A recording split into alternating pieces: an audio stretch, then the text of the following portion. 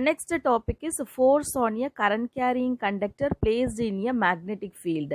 Let us take the conductor of length L.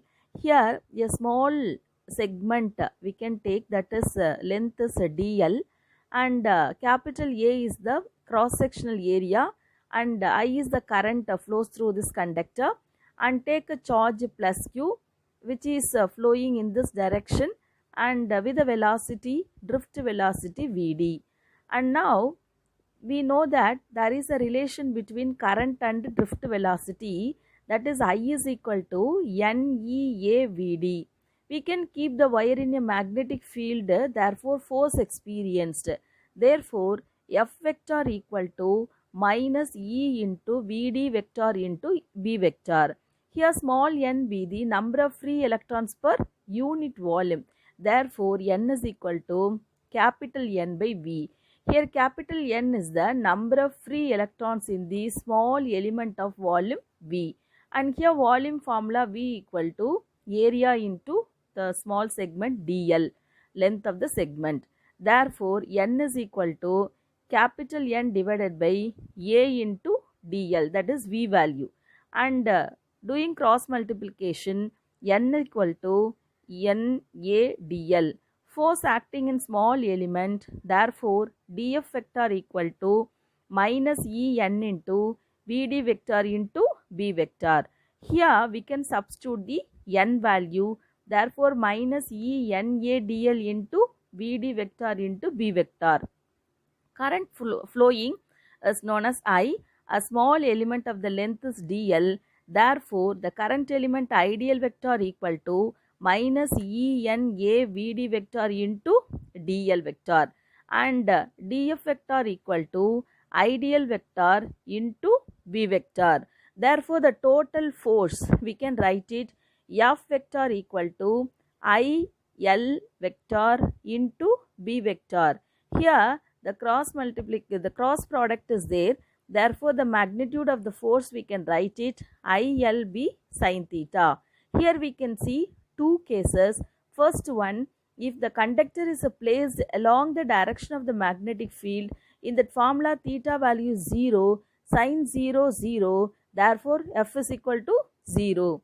And case 2, if the conductor is placed perpendicular to the magnetic field, the angle between them theta value is 90, therefore sin 91, therefore we can write F is equal to ILB. We can rearrange it, therefore F is equal to BIL. Our next topic is force between two long parallel current carrying conductors. Let us take two conductors A and B which are kept at the distance small r. Next, the current I1 is flowing through A and current I2 is flowing through in B conductor. The current flowing through in the same direction. Already we studied right and thumb rule. In this thumb rule, the thumb represents current flowing through in the upward direction and magnetic field flowing in this direction, that is represented here. The net magnetic field at a distance r due to current I1 in a conductor A is B1 vector equal to mu naught I1 divided by 2 pi r into minus I cap. This I cap is nothing but it is a unit vector. Here the minus sign represents the direction, negative direction of x-axis. And next we can consider in conductor B the small element dl. At that point the magnetic field vector is B1 vector.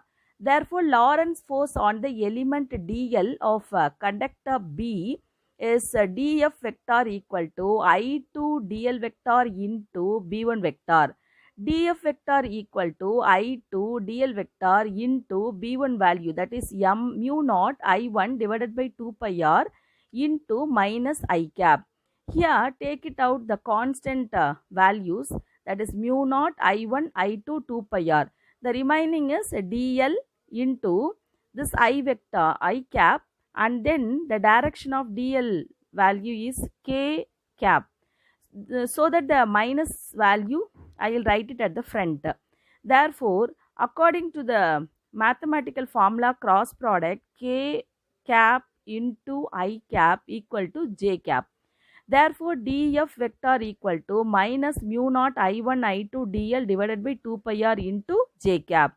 Now, the force towards A. So, it is an attractive force.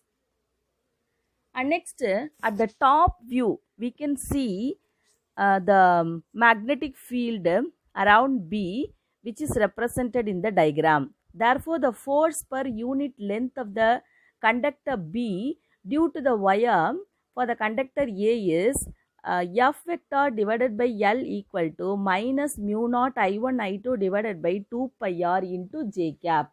In the same way, the net magnetic induction due to current I2 at a distance r in the current element dl of the conductor B is B2 vector equal to mu naught I2 by 2 pi r into I cap.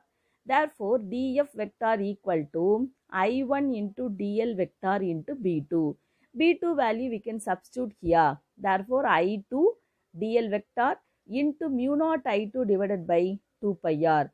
Therefore, the constant values we take it out, that is mu naught I1 I2 divided by 2 pi r dl into k cap into I cap. So, according to k cap mathematical formula, k cap into I cap equal to j cap. Therefore, df vector equal to mu naught I1 I2 divided by 2 pi r into dl into j cap. So, this force is a repulsive force. Here we can take the full length, therefore dl is equal to L, therefore F vector divided by L equal to mu naught I1 I2 divided by 2 pi r into j cap.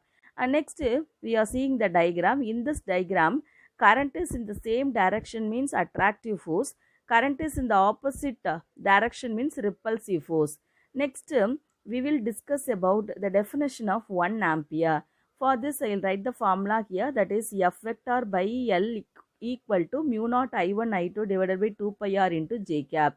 Here I1 equal to 1 ampere, I2 equal to 1 ampere and r equal to 1 meter.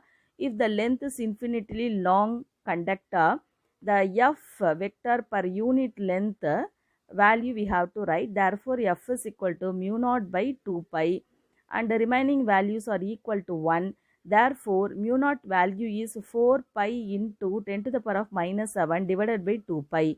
Here, pi cancel. So, 2 we have to simplify it by 2. Therefore, we can write the net value F is equal to 2 into 10 to the power of minus 7 Newton per meter.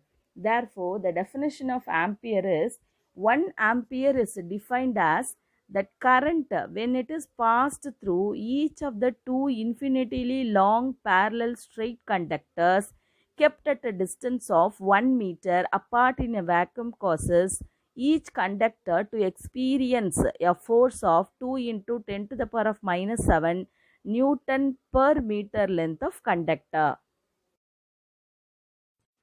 Fleming's left-hand rule.